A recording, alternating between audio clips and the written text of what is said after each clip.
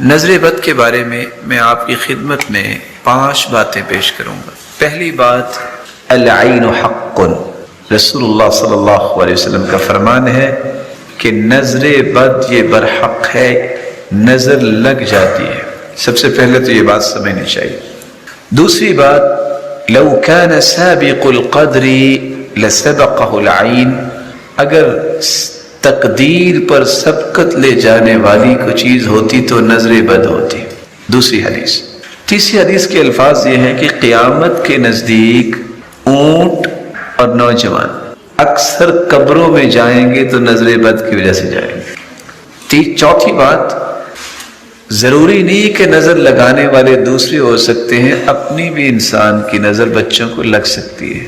اس لیے قرآن کہتا ہے وَلَوْلَا إِذْ دَخَلْتَ جَنَّتَكَ قُلْتَ مَا شَاءَ اللَّهُ لَا قُوَّةَ إِلَّا بِاللَّهِ، آپ جب باغ میں گئے ہیں تو آپ نے یہ کیوں نہیں کہا مَا شَاءَ اللَّهُ لَا قُوَّةَ إِلَّا بِاللَّهِ، آپ نے کیوں نہیں کہا؟ تو جب بھی کوئی چیز اچھی لگے تو کیا کہنا چاہیے؟ مَا شَاءَ اللَّهُ لَا قُوَّةَ إِلَّا بِاللَّهِ۔ آپ صلی اللہ علیہ وسلم تشریف فرما تھے، عامر صحابی، اس وقت انداز زندگی ایسا ہی تھا، سادگی والا۔ ایک شخص غسل کر کے آیا، صرف اس کے کندھے نظر آ رہے تھے، تو ایک شخص نے صرف یہ کہا اوئے کیا کمال کی جوانی ہے، وہ وہاں ہی گر گئے۔ تو آپ نے اس وقت فرمایا تھا عَلَى مَا يَقْتُلُ أَحَدُكُمْ أَخَاهُ، تم میں سے کوئی شخص اپنے بھائی کو کیوں قتل کرتا ہے؟ لفظ کیا بولے ہیں؟ قتل کرتا ہے۔ تم نے یہ کیوں نہیں کہا ما شاء اللہ لا قوت الا باللہ؟ تو نظر بد جو ہے والدین کی بھی لگ سکتی ہے، نظر بد کسی اور کی بھی لگ سکتی ہے۔ اس لیے چوتھا کام یہ کرنا چاہیے ان 3 باتوں کے بعد، صبح اور شام وہ دعا پڑھ کے اپنے بچوں کو دم کریں جو دعا سیدنا ابراہیم علیہ السلام اسماعیل اور اسحاق دونوں کو دم کیا کرتے تھے، اور وہی دعا جو ہے وہ جبریل امین نے آ کے اللہ کے رسول کو بتائی جب حسن و حسین جو جنت کے شہزادے ہیں، جب وہ دونوں بیمار تھے تو آپ صلی اللہ علیہ وسلم بیٹھے تھے تو جبریل امین تشریف لائے، پوچھا کہ آج آپ پریشان ہیں؟ فرمایا یہ دونوں میرے پھول بیمار ہیں، حسن و حسین۔ تو جبریل امین نے فرمایا کہ آپ یہ دعا پڑھ کے ان کو دم کیجئے، اور دعا کے الفاظ کیا ہے؟ اعیذکما، چونکہ وہ 2 تھے، اعیذکما بکلمات اللہ التامہ من کل شیطان وہامہ ومن کل عین لامہ۔ یہ 3 کلمات پڑھے اللہ کے رسول صلی اللہ علیہ وسلم نے، اور سیدنا حسن اور سیدنا حسین رضی اللہ عنہما کو دم کیا۔ فقام یلعبان، وہ دونوں جو بیمار تھے اٹھے اور کھیلنے لگ گئے۔ 5ویں بات جو میں آپ کی خدمت میں پیش کرنا چاہتا ہوں، میں آپ سے بھی گزارش کروں گا، ہر نماز کے بعد 2 سورتیں جو سورۃ الفلق ہے اور سورۃ الناس، اس کو پڑھنا نہ بھولیے۔ عقبہ بن عامر رضی اللہ تعالی عنہ کی روایت ہے، امرنی رسول اللہ صلی اللہ علیہ وسلم ان اقرأ المعوذتین بعد کل صلاة، ہر نماز کے بعد آخری 2 سورتیں پڑھنے کی مجھے انہوں نے حکم دیا۔ جو شخص یہ سورتیں پڑھتا ہے وہ نظر بد سے بھی بچ جاتا ہے، اور جادو جیسے اس طرح کے مذموم فعل سے بھی رب تعالیٰ اس کی حفاظت فرماتے ہیں۔ اور ایک دعا جو آپ کو یاد ہوگی جس کو دم جبریل کا نام دیا جاتا ہے، صحیح الجامع کی روایت ہے، اللہ کے رسول صلی اللہ علیہ وسلم بیمار تھے، جبریل امین آئے اور آ کے کہتے ہیں یا محمد اشتکیت، آپ بیمار ہیں؟ قال نعم، جی ہاں۔ تو جبریل امین نے کون سے الفاظ پڑھ کے دم کیا؟ بسم اللہ ارقیک، میں اللہ کا نام لے کے آپ کو دم کرتا ہوں۔ من کل شیء یؤذیک، ہر اس چیز سے جو آپ کو تکلیف دے رہی ہے۔ من شر کل نفس، ہر نفس کی شرارت سے۔ او عین حاسد، ہر حاسد کی نظر سے۔ بسم اللہ ارقیک، میں اللہ کا نام کے ساتھ دم کرتا ہوں۔ واللہ یشفیک، اور اللہ ہی آپ کو شفا دینے والے ہیں۔ یہ دعا یاد کرنی چاہیے اور صبح و شام بچوں کو دم کرنا۔ دم کرو. آج 101 بیماریاں جو ہے وہ نظر بد سے، حسد سے، جادو سے اور طرح طرح کی چیزوں سے آ جاتی ہے. آپ اس کو دم کرو. علاج امت کو سکھایا ہے. اور آپ نے ابھی حدیث جو صحیح بخاری کی سنی ہے، صحابی کہتے ہیں کہ ہم نہیں جانتے تھے کہ دم کرتے ہیں. اس سے پوچھا آپ دم کرتے ہیں؟ کہا میں نے تو فاتحہ پڑھ کے جو ہے وہ دم کیا ہے. تو ہر مسلمان کی یہ اپروچ میں ہے کہ سورہ فاتحہ تو یاد ہی ہے نا. امام ابن القیم کہتے ہیں میں سفر پہ نکلا، اس قدر مجھے آفتیں اور مصیبتیں آئیں، میرا بھی یقین بن چکا تھا میں جب بھی کوئی بیماری آتی سورہ فاتحہ پڑھ کے ہی دم کرتا، مجھے میرا رب شفا دے دے. یہ شافیہ ہے، شفا دینے والی ہے. یہ رقیہ ہے، اس کو پڑھ کے دم کرنے سے رب شفا دیتے ہیں. رسول اللہ صلی اللہ علیہ وسلم خود بیمار ہوئے، جبریل امین کا نزول ہوا، فرمایا اشتکیت یا محمد صلی اللہ علیہ وسلم، اللہ کے محبوب آپ بیمار ہیں؟ کہا جی ہاں. تو جبریل تمہیں جبریل جس کو آج ہم کہتے ہیں، کہا مجھے اللہ نے بھیجوایا ہے، بسم اللہ ارقیک من کل شیء یؤذیک من شر کل نفس او عین حاسد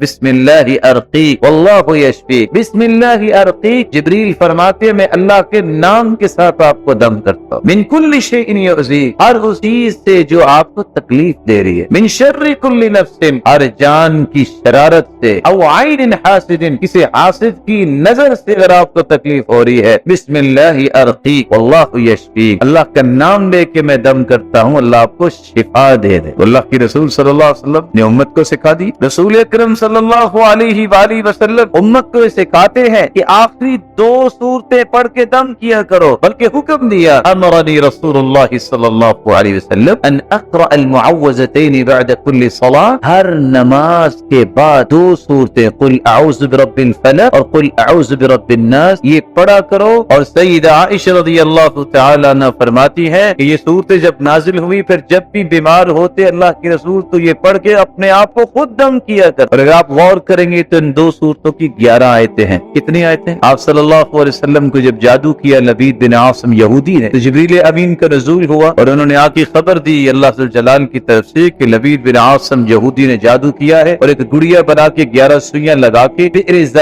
زروان نامی کنویں کے اندر 2 پتھروں کے درمیان گابے میں رکھا ہے. تو سیدنا علی رضی اللہ تعالیٰ عنہ کو بھیج کے منگوایا. 11 ہی سوئیاں تھی اور 11 ہی آیتیں اتری ہیں. ایک سوئی نکالتے ایک آیت پڑھتے پھر زندگی میں دوبارہ وہ تکلیف نہیں ہوئی. اور میں آپ سے ادباً گزارش کروں گا زندگی کا معمول بنائیے ہر نماز کے بعد یہ 2 سورتیں پڑھیں، اللہ نظر بد سے بھی اور جادو ٹونے سے بھی حفاظت فرمائے. رسول اکرم صلی اللہ علیہ وآلہ وسلم جب بھی ان کے پاس کوئی مریض لایا جاتا یا کوئی مریض ہوتا تو آپ عیادت کے لیے جاتے تو آپ صلی اللہ علیہ وآلہ وسلم اسے دم کیا کرتے اور اسے دعا دیا کرتے. اور دعا یہ ہوتی اذهب البأس رب الناس واشف انت الشافي لا شفاء الا شفاءك شفاء لا يغادر سقما. اذهب البأس رب الناس، اے لوگوں کے پالنے والے اس کی بیماری کو لے جا. واشف انت الشافي، اس کو شفا دے دے، میرے مالک تو ہی تو شفا دینے والا ہے. لا شفاء الا شفاءك شفاء لا يغادر سقما، تیری شفا کے بغیر کوئی شفا ہو نہیں سکتی، جب تو نے شفا دے دی تو کوئی بیماری رہے گی نہیں. آپ صلی اللہ علیہ وآلہ وسلم نے فرمایا جب انسان کسی کے پاس آتا ہے اور وہ بیمار ہے، صدق کے دل سے 7 مرتبہ یہ پڑھ کے اس کو دم کر دو. اسأل اللہ العظیم رب العرش العظیم ان یشفیک، اگر اس کی موت نہیں لکھی ہوئی تو اللہ اسے شفا ضرور دیں گے. اسأل اللہ العظیم رب العرش العظیم ان یشفیک. اسأل اللہ العظیم، میں اپنے عظیم رب سے سوال کرتا ہوں، رب العرش العظیم جو عرش عظیم کا بھی رب ہے، ان یشفیک، اللہ تجھے شفا یاب کر دے. لیکن اس کے لیے میں پھر وہی اصول یاد کروانا چاہوں گا، جب تک یقین نہیں کہ شفا کس کے ہاتھ میں ہے اس وقت تک کام نہیں بنتا. جس حکیم پہ یقین نہیں ہوتا اس کی پڑیا اثر نہیں کرتی.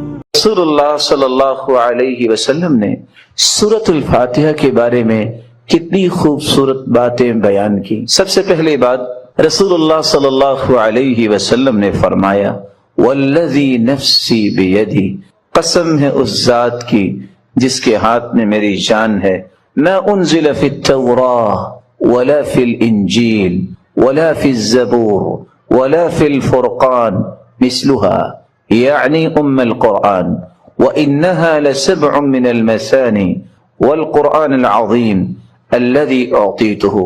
اللہ تعالیٰ نے آسمانی اور الہامی کتابوں میں سے نہ تو تورات میں ایسی صورت نازل کی، نہ انجیل میں ایسی صورت نازل کی، نہ ہی زبور میں ایسی کوئی صورت نازل کی، اور نہ ہی قرآن مجید میں ایسی صورت ہے جیسی اللہ تعالیٰ نے سورۃ الفاتحہ کو نازل کر کے اپنی مخلوق پر انعام کیا ہے۔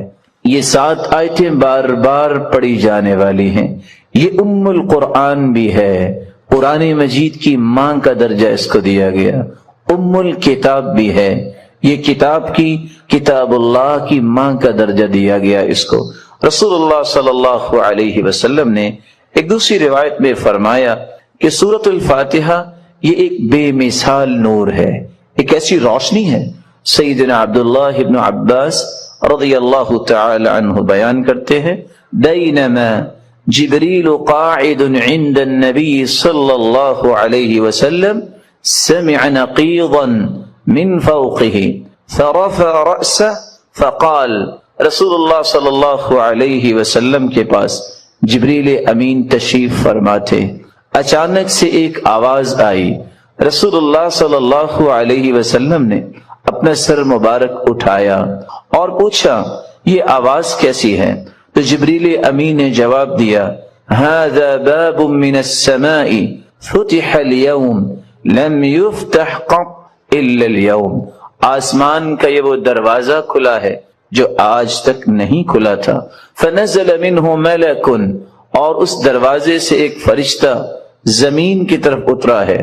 فقال هذا ملک نزل الى الارض لم ينزل قط، پہلے نہیں اتارا گیا یہ فرشتہ الا اليوم، آج ہی اس کو اترنے کا حکم دیا گیا۔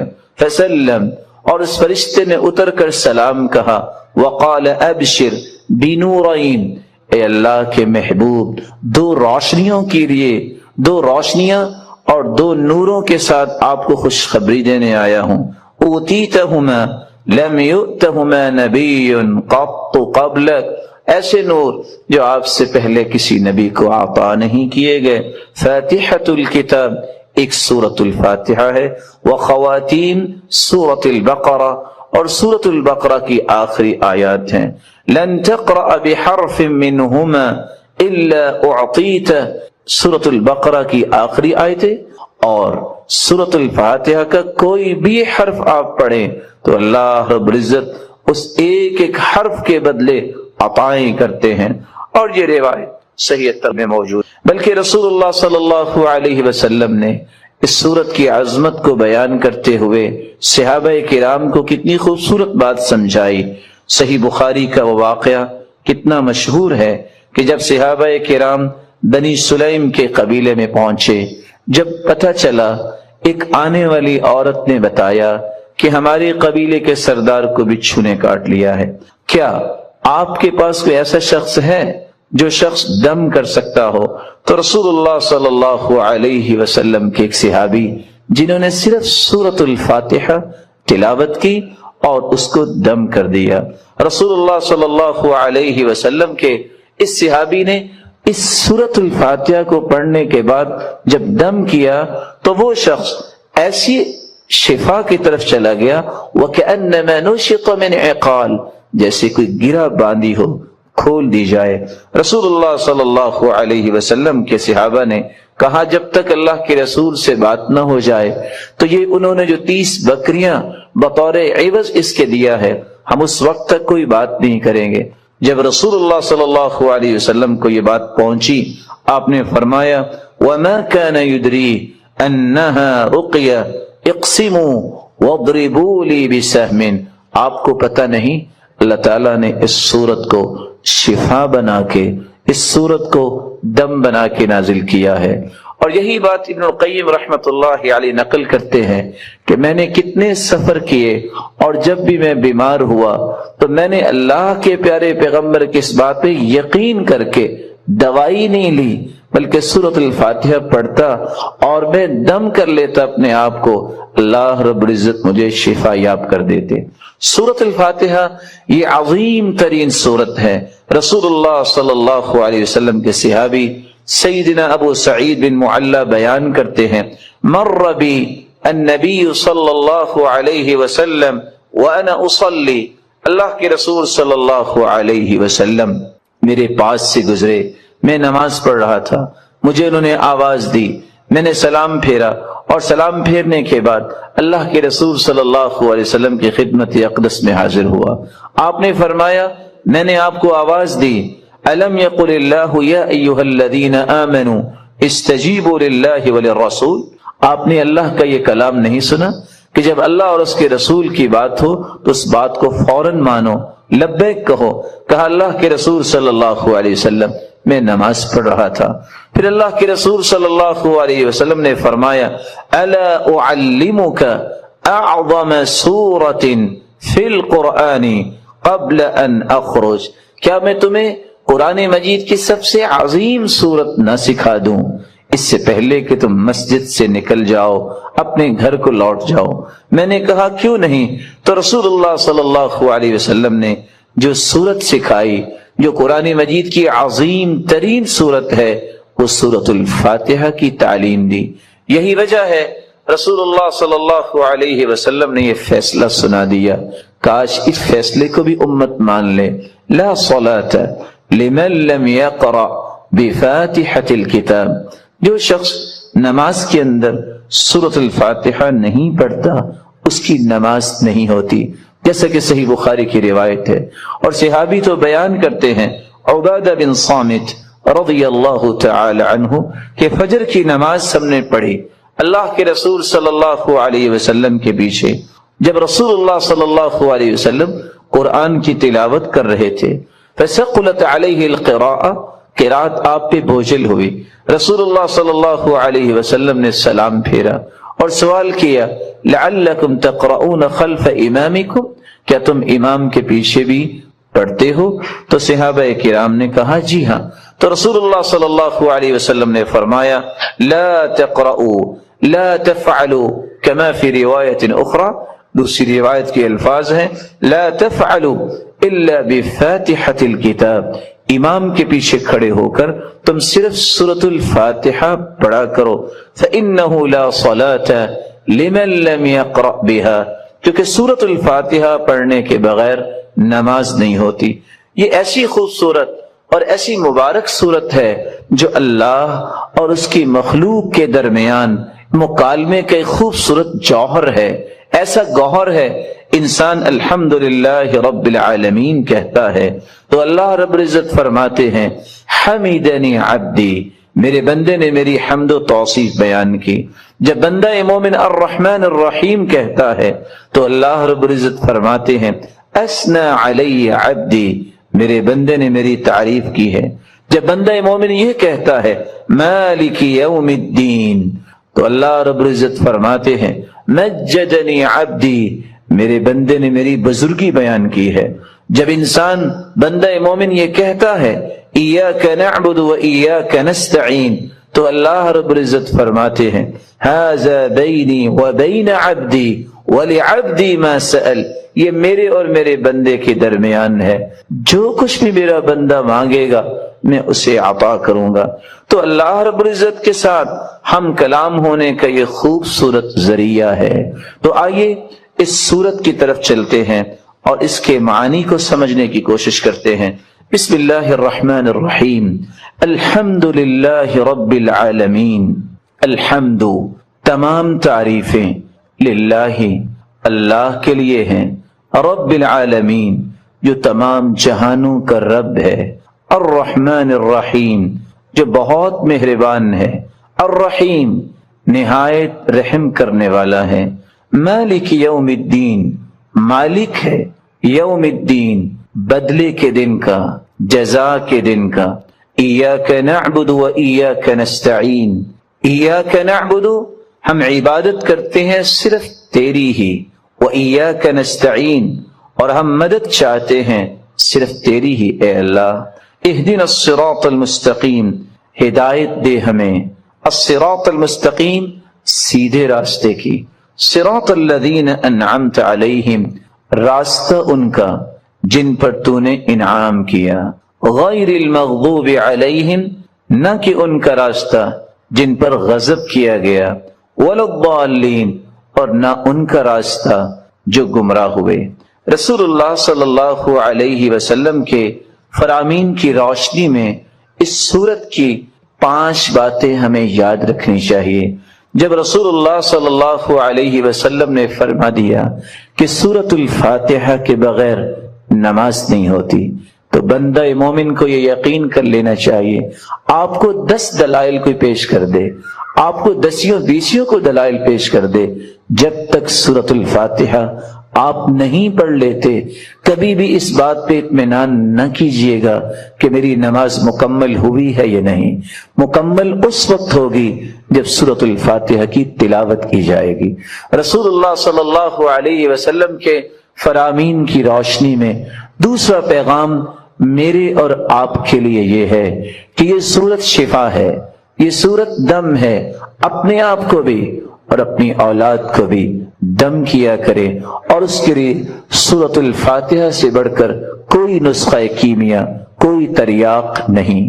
تیسرا پیغام اس سورت کا جو مجھے اور آپ کو سمجھنا ہے کہ اللہ کی تعریف اللہ کو بہت پسند ہے۔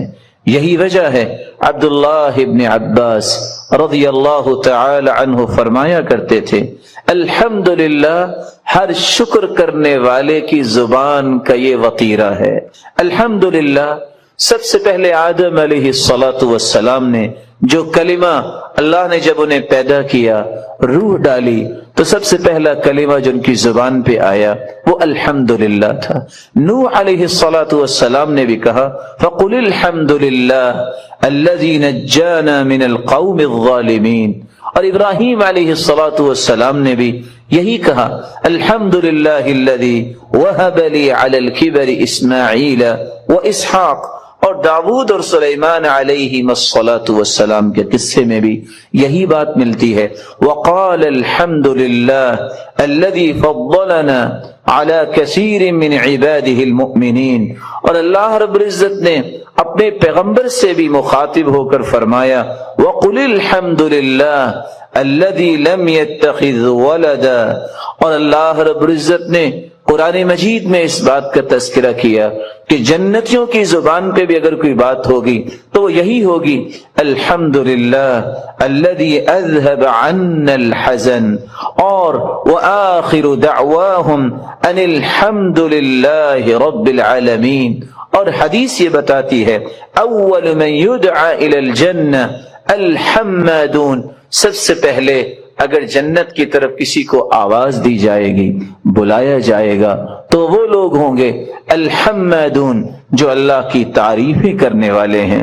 اور اللہ کے رسول صلی اللہ علیہ وسلم کو قیامت کے دن جو جھنڈا دیا جائے گا لواء الحمد، وہ اللہ کی تعریف کا پرچم ہوگا۔ آدم فمن سواہ تحت لوائی، رسول اللہ صلی اللہ علیہ وسلم نے فرمایا آدم سے لے کر قیامت تک آنے والی آدمیت بشمول انبیاء اور انسانیت میرے اس پرچم تلے ہوگی، اور اللہ کے رسول صلی اللہ علیہ وسلم کو مقام محمود عطا کیا جائے گا۔ اللہ کی تعریف یہ اللہ کو بہت پسند ہے، اور اس بات کو سمجھانے کے لیے میں ایک اور حدیث پیش کرنا چاہوں گا۔ رسول اللہ صلی اللہ علیہ وسلم کے صحابی بیان کرتے ہیں قیامت کو جو ترازو قائم کیا جائے گا، جس ترازو میں نیکیاں اور برائیاں ان کا وزن ہوگا، اتنا بڑا ترازو ہوگا، لو وضعت السماوات والارض ومن فیہن فی کفہ لوسعتہن، اگر 7 آسمان اور 7 زمینیں اس ترازو کے ایک پلڑے میں رکھ دیے جائیں تو ایک پلڑا بھی بھرے گا نہیں۔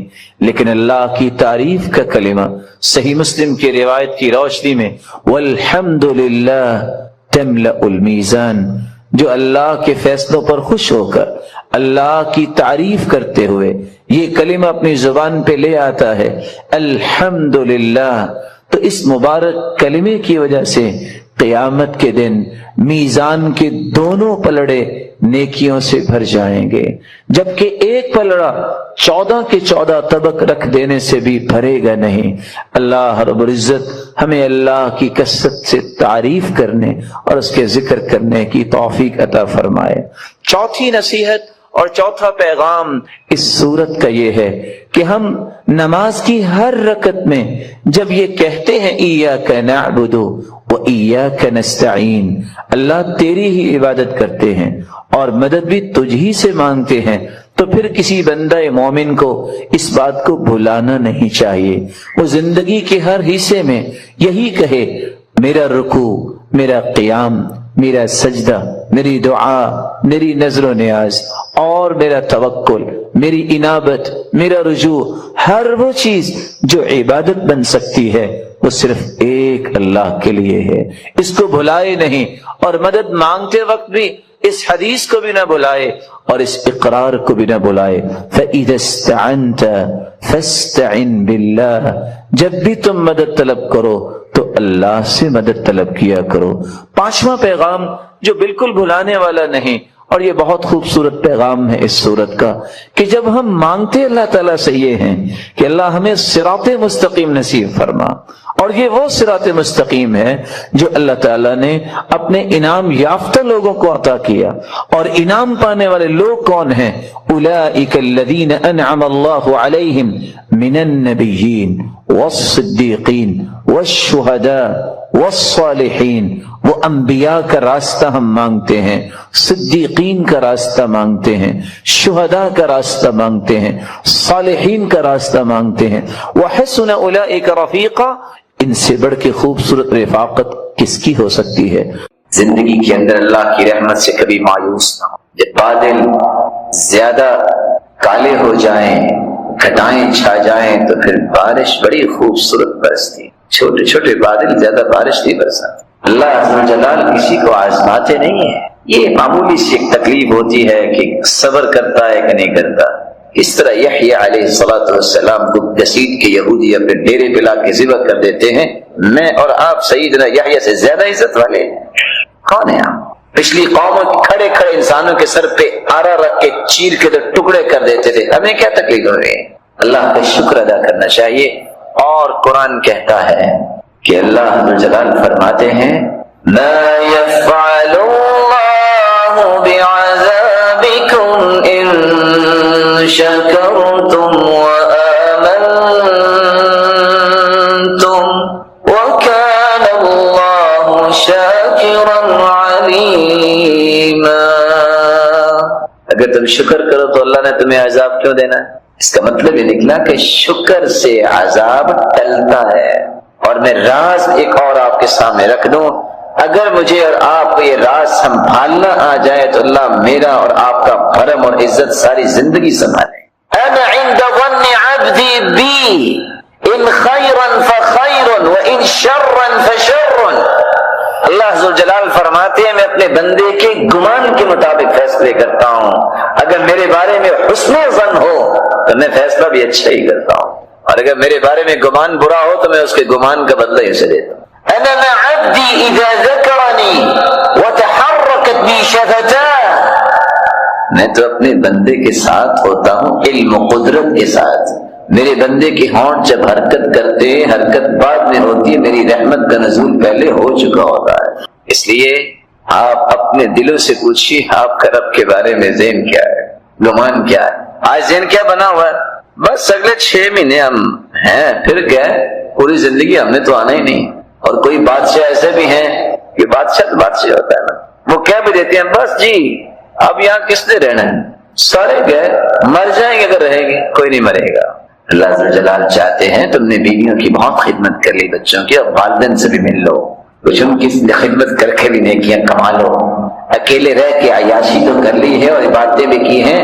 ایک عیاشی، اس کو عیاشی میں عربی کا لفظ بول رہا ہوں، اردو پنجابی کا نہیں. ایک تعایش اور عیاشی وہ بھی ہے کہ آپ رشتہ داروں سے مل کے زندگی گزاریں. یہ اصل زندگی ہے. المؤمن الذي يخالط الناس ويصبر على اذاهم خير من المؤمن الذي لا يخالط الناس ولا يصبر على اذاهم. وہ مومن اچھا ہوتا ہے جو رشتہ داروں سے مل جل کے رہتا ہے، ان کی تکلیفیں بھی برداشت کرتا ہے. اس مومن سے جو اکیلا رہتا ہے اس کو کوئی تکلیف نہیں آتی، اس مومن سے بہتر نہیں ہو سکتا.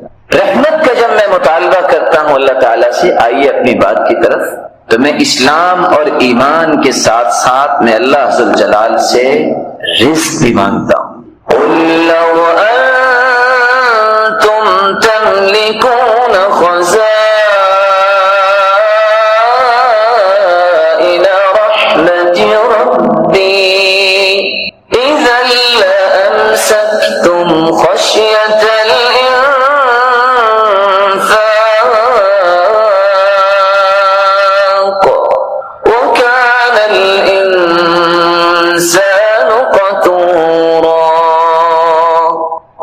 انتم تملکون خزائن رحمت ربی، میرے پیارے محبوب ان لوگوں سے کہہ دو اگر خزانے رحمت کے رزق کے اللہ آپ کو دے دو نا تو آپ ساری دنیا کو مار دو، خرچ ہی نہیں کرتے۔ بخل اتنا تمہارے اندر آ جائے گا اس ڈر سے کہ ختم نہ ہو جائے، آپ کچھ خرچ کریں گے نہیں، دنیا زندہ ہی نہیں رہے گی۔ یہ تو اللہ کی رحمت ہے کہ اس نے رزق کے خزانے اپنے پاس رکھے ہیں۔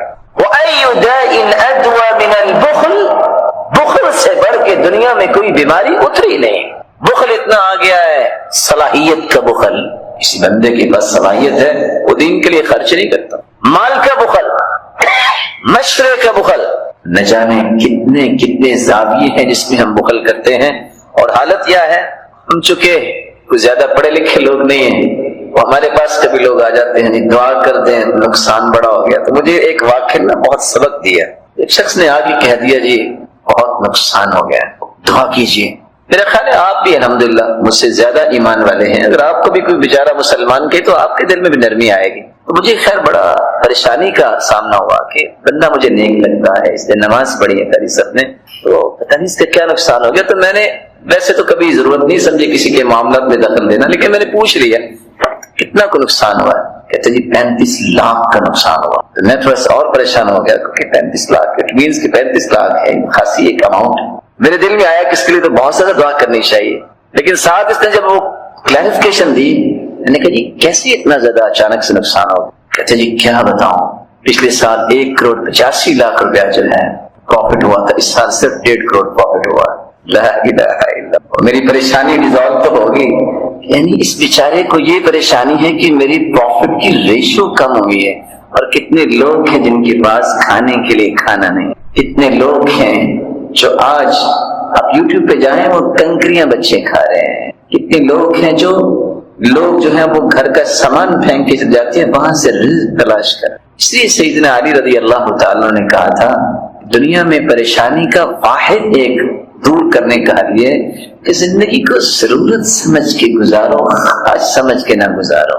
ضرورت اللہ فقیر کی بھی پوری کر دیتا ہے، خواہشیں تو بادشاہوں کی بھی پوری نہیں ہوتی۔ لو كان لابن آدم واديان من ذهب لابتغى ثالثا، حدیث کہتی ہے کہ اگر 2 وادیاں سونے کی مل جائیں تو بندے کی خواہش ہوتی ہے نہیں تیسری ملے تو مزہ ہے۔ اور تعجب کی بات ہے ساتھ ہی حدیث نے کہہ دیا وَلَن يَمْلَأَ فَاهُ إِلَّا التُّرَابُ، آدم کے منہ کو بھرے گا، آدم کی اولاد کے منہ کو اگر بھرے گی تو قبر کی مٹی بھرے گی، اس سے پہلے بھرتا نہیں ہے۔ اور آج ڈاکٹرز یہ کہتے ہیں کہ اتفاق سے جب انسان کی ڈیتھ ہو جاتی ہے یہ 22 گرام کی روح، یہ 2.25 تولے بنتے ہیں، روح کو جو آج ڈیفائن کرنا چاہے یورپ نے کہ اس کا وزن کتنا اور کیا ہے، کتنے سالوں کے بعد ہم نے ایک نتیجہ پیش کیا ہے کہ روح جو انسان کے کسی بھی جسم کے کونے خدرے میں چھپی ہوتی ہے اس کا وزن 22 گرام ہوتا۔ یہ روح جس دن نکل جاتی ہے سب سے پہلے جو چیز بدبودار ہوتی ہے وہ انسان کا پیٹ ہے، جس کے لیے ساری زندگی پریشان رہتا ہے، اسٹیٹس کے لیے ساری زندگی پریشان رہتا ہے۔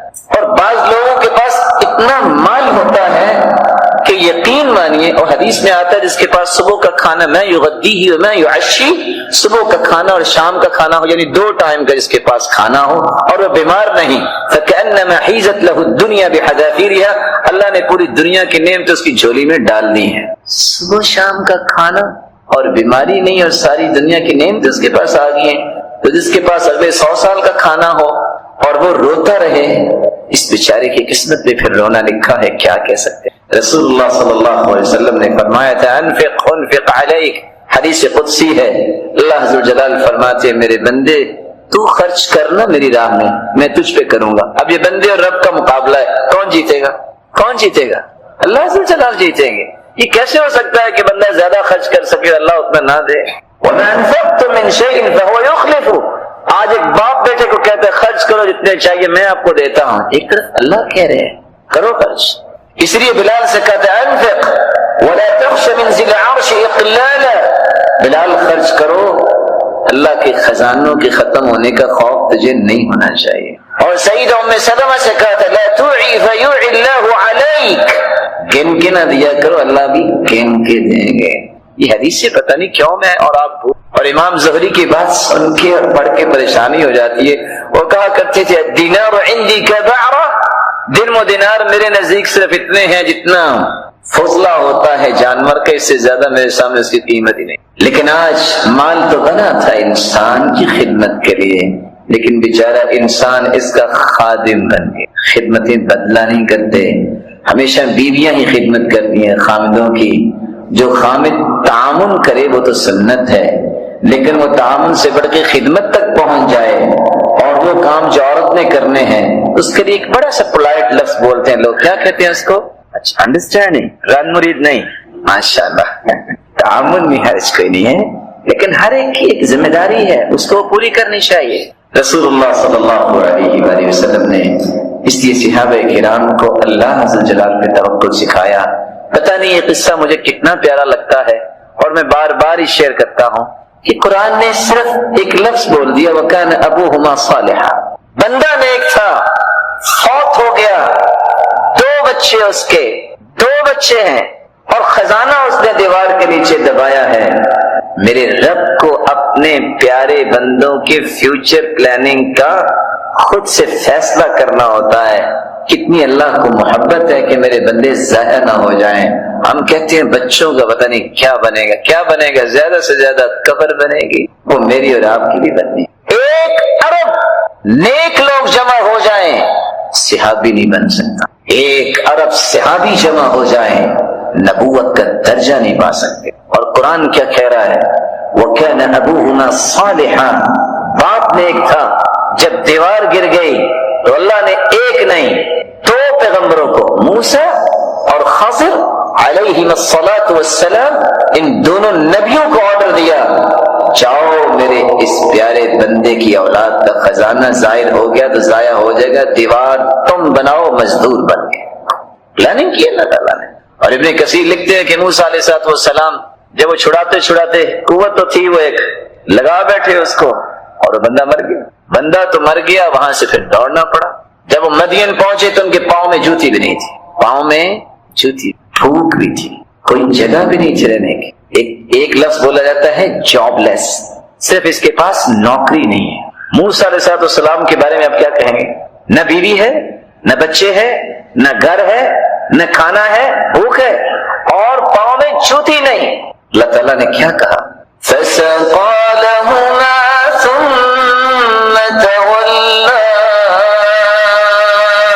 إِلَى الظِّلِّ فَقَالَ رَبِّ إِنِّي لِمَا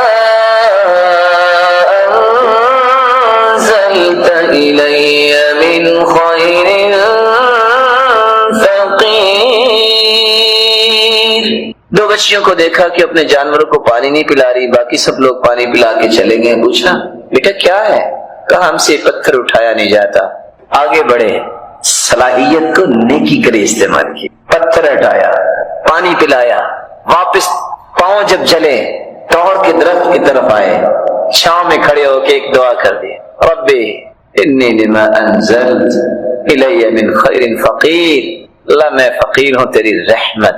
اللہ تعالیٰ نے 4 خوشخبریاں صرف 2 کلمات پہ دے دی. خوشخبری کیا دی؟ ابھی کچھ وقت نہیں گزرا، ایک بیٹی آئی کہ میرے باپ بلا رہے ہیں. ان ابی یدعوک، میرے باپ آپ کو بلا رہے ہیں. کیوں؟ لیجزیک اجر ما سقیت لنا، تاکہ آپ کو بدلہ دیں، آپ نے پانی پلایا. جب وہاں پہنچے تو صرف بدلہ ہی نہیں، اللہ تعالیٰ نے کیا دیا؟ سب سے پہلا پیکج تیار ہو رہا ہے، کانٹریکٹ سائن ہونے لگا ہے. ہمارے 1 سال کا کانٹریکٹ سائن ہوتا ہے اور سوچتے ہیں پتہ نہیں اب اگلا ویزا لگے گا کہ نہیں لگے گا. بہت سارے 3 مہینے سے پہلے چیزیں روک لیتے ہیں، نہیں رک جاؤ، پتہ چل جائے لگے گا کہ نہیں لگے گا. اور قرآن کیا کہہ رہا ہے؟ 8 حجج. کانٹریکٹ سائن ہو رہا ہے کہ 8 سال تک آپ میرے پاس کام کریں گے، کھانا بھی ملے گا، رہائش بھی ملے گی، اور 8 سال اگر کام کر لیں تو میں اپنی بیٹی کا نکاح بھی دوں. کھانے کا مسئلہ بھی حل، مکان کا مسئلہ بھی حل، 8 سال نوکری پکی ہو گئی، اور ساتھ نبی کی بیٹی اللہ ذوالجلال نے نکاح میں دینے کی ایک خوشخبری سنا دی. نکاح ہو گیا. اس کے لے کے جو ہی چلے ہیں، ساتھ ہی اللہ ذوالجلال نے 5واں انعام نبوت کا تاج سر پہ سجا دیا. آج یہ آیتیں کن کے لیے ہیں؟ کن کے لیے آیتیں؟ مسلمانوں کے لیے ہے. میرا اور آپ کا تعلق اللہ سے جب مضبوط ہو جائے گا اور میرے بھائی کسی چودھری سے انسان تعلق جوڑ لے، وہ نہیں چھوڑتا اپنی عزت بچانے کے لیے کہ میں کیسے پیچھے ہٹوں، لوگ کیا کہیں گے، تو میری رب سے جو تعلق جوڑ لے تو اللہ اسے ضائع کر دیں گے؟ یہ کیسے ہو سکتا ہے کہ اللہ عز و جلال کے وعدے جو ان میں کوئی خلل آ جائے گا؟ اللہ سے بڑھ کے بھی کوئی وعدے سچی کرنے والا ہے؟ اللہ پہ ایمان اور توکل اللہ ہمیں نصیب فرمائے۔ رحمت سے مراد جہاں رزق ہے، رحمت سے مراد بارش بھی ہے۔ اللہ عز و جلال فرماتے ہیں وَهُوَ الَّذِي يُرْسِلُ الرِّيَاحَ بُشْرًا بَيْنَ يَدَيْ رَحْمَتِهِ حَتَّى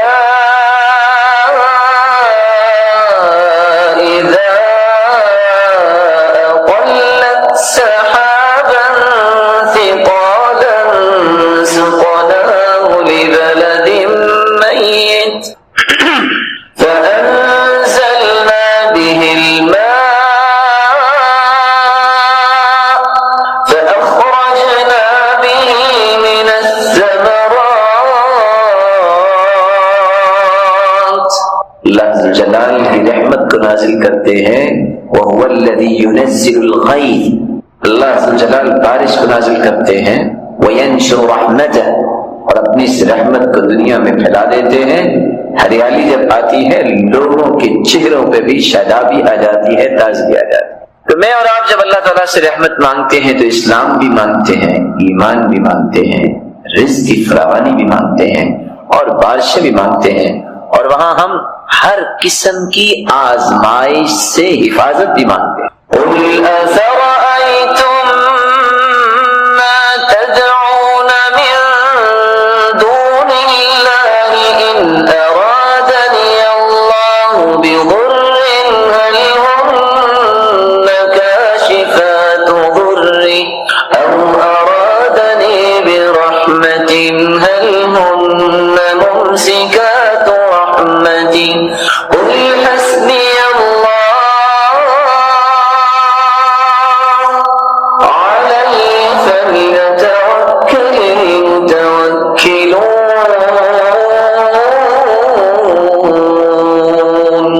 اللہ کے علاوہ جن کو تم پوچھتے ہو بتاؤ اگر مصیبت آ جائے تو وہ ٹال سکتے ہیں، اور اگر اللہ عز و جلال آزمائش سے تمہیں بچانا چاہے تو کوئی تمہیں آزمائش دے سکتا ہے؟ نہیں دے سکتا۔ تو رحمت سے مراد مصیبتوں سے، آزمائشوں سے بچنے کی التجا ہے، اور اللہ مصیبتوں سے بچاتے ہیں۔ رحمت جب ہم طلب کرتے ہیں تو پھر ہم دشمن سے بھی اپنے آپ کو بچانے کی رب سے التجا کرتے ہیں۔ قُلْ مَنْ ذَا الَّذِي يَعْصِمُكُم مِّنَ اللَّهِ إِنْ أَرَادَ بِكُمْ سُوءًا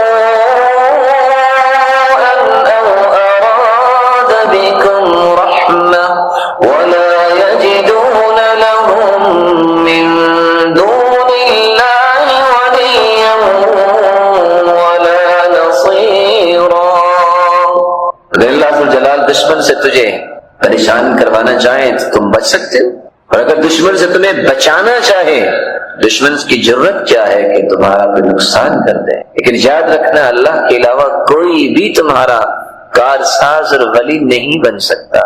اس لیے اللہ عز و جلال کی محبت، اللہ عز و جلال سے حسن ظن، اللہ عز و جلال پہ توکل، اس کے ساتھ تعلق جوڑنا اس کو کم نہ کیجیے گا۔ قرآن مجید یہ بیان کرتا ہے کہ رحمت سے مراد صرف دشمنوں سے بچاؤ نہیں، بلکہ رحمت سے مراد اللہ عز و جلال کی محبت بھی ہے۔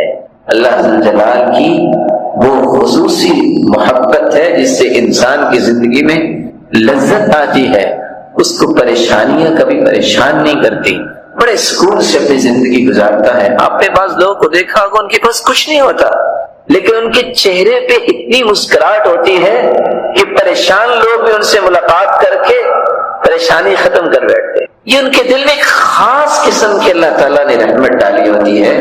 اس لیے سفیان ثوری کہا کرتے تھے لو علم الملوک ما فی ایدینا لجادلونا بالسیوف، اگر بادشاہوں کو پتہ چل جائے نا ہمارے دلوں میں سکون کتنا ہے دین کی وجہ سے، تو یہ تلواریں لے کے ہمارے پیچھے دوڑے، یہ سکون ہمیں دو ملے گا پھر بھی ان کو نہیں جب تک یہ عبادت نہیں کرے۔ یہ خاص سکون جو ہے یہ اللہ تعالیٰ کی رحمت ہے۔ اس لیے قرآن مجید میں اللہ ذو الجلال فرماتے ہیں وَجَعَلْنَا فِي قُلُوبِ الَّذِينَ اتَّبَعُوهُ رَأْفَةً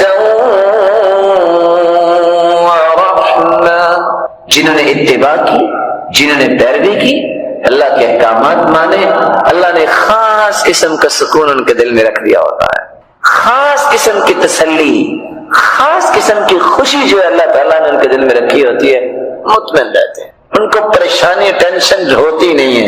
یہ زندگی میں آتی ہیں ایسی پریشانیاں، لیکن کبھی ان کے دل میں استقرار نہیں پکڑتی۔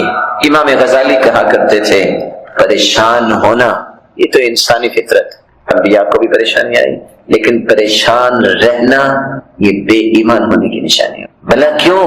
پریشانی تو انبیاء کو بھی آئی، پریشان ہونا انسان ہونے کی نشانی ہے۔ جب تک ہم انسان ہیں پریشان ہوں گے، لیکن مستقل پریشان رہنا یہ بے ایمان ہونے کی نشانی ہے۔ مومن ہو اور اللہ تعالیٰ پہ اس کو یقین ہی نہ ہو، یہ کیسے ہو سکتا ہے؟ اس لیے آج انتحار کرتے ہیں، سوسائڈ کرتے ہیں تو کینیڈین کرتے ہیں، امریکن کرتے ہیں۔ کبھی آپ نے دیکھا کہ کسی عالم ربانی نے بھی خودکشی کی؟ کبھی سنا آپ نے؟ کسی قاری نے بھی، کسی حافظ نے بھی کی ہو؟ کیوں بھلا؟ وہ سب کچھ کرتے ہیں، لیکن ان کو سب کچھ کرنے کے باوجود بھی دل کا سکون نہیں ہے، ان کو چین نہیں ہے۔ آخر مایوس ہو کے کہتے ہیں شاید جان چھوٹ جائے، مر جاتا ہے، لیکن جان پھر بھی نہیں چھوٹتی۔ اگر اس طرح جان چھوٹتی ہوتی تو بڑی آسانی ہو جاتی۔ اسی اللہ کے رسول صلی اللہ علیہ وسلم نے قرآن بھی صحابہ کو سمجھایا اور حدیث بھی، اور 3 باتیں زندگی کا پیغام سمجھیے۔